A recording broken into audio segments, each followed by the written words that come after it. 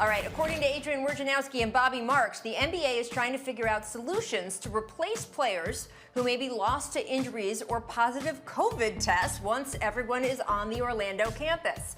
Sources say the league and teams are already discussing how teams will be able to utilize players on two-way contracts in case replacement players are needed. Jackie, how do you expect to see this play out?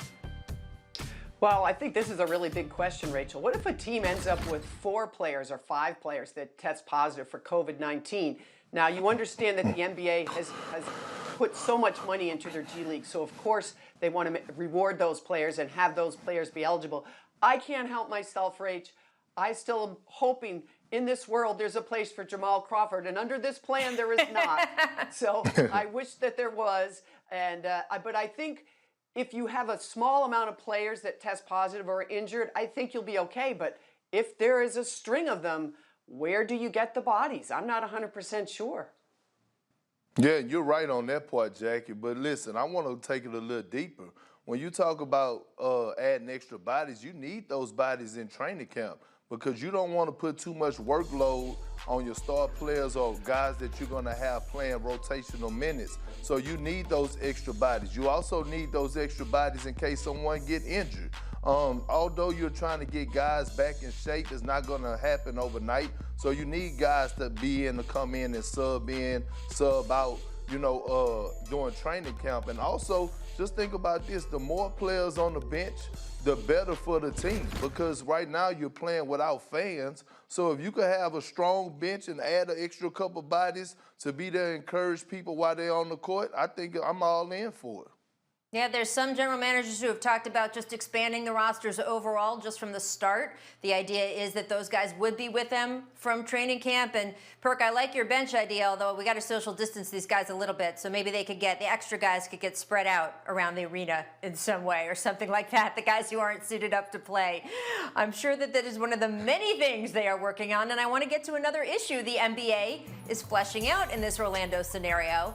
So if all the teams are going to play 8 and only 8 regular season games once they get to the Disney campus, how are the standings going to account for the fact that on the night the league shut down, some teams just happen to be 2 or 3 more games deeper into their total of 82 than others? Our Tim Bontemps reporting, the league has determined the standings will be ordered by winning percentage, not games above or below 500, a decision that could play a pivotal role in the race to take part in the potential play-in game in the West.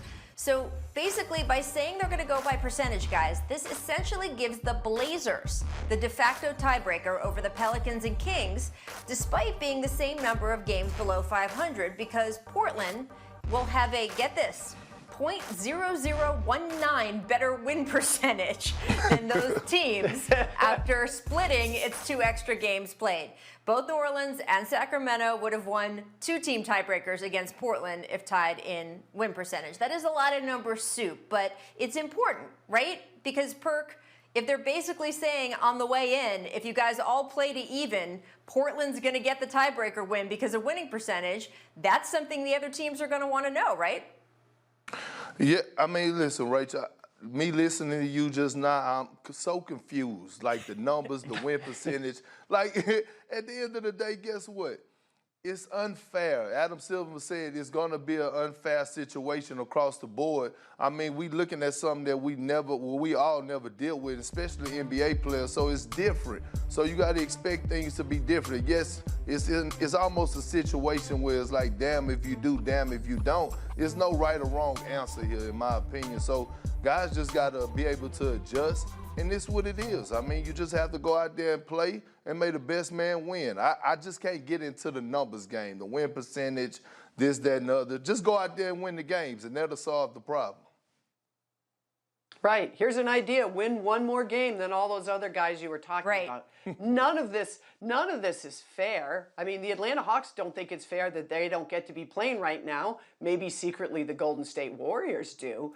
But these are unprecedented times. Someone is going to be unhappy every step of the way as this thing goes forward. There's going to be other things that come up, and someone's going to say, that's not fair. And what everyone's going to have to say is, this is what we're dealing with. We've got to handle what we've got in front of us. And you can't get into the minutia of it. It's too unfair. It's incredible that we're even at this point, honestly, in my opinion. Yeah, and that's true. I think what you guys are both saying across the board, whether it's this issue of are we deciding by winning percentage, whether it's the issue we discussed earlier in the segment about how many G League guys can you bring in with you and when. Right. None of it's perfect, right? None of it is going to be great. None of it is what everyone would want. If you really don't like it, this last thing, the winning percentage, the tiebreakers, next time, just make sure you're in the top 6 or 7 spots in the standings, and then no matter what comes the league's way, you'll be included when it counts. Thanks for watching ESPN on YouTube. For live streaming sports and premium content, subscribe to ESPN+.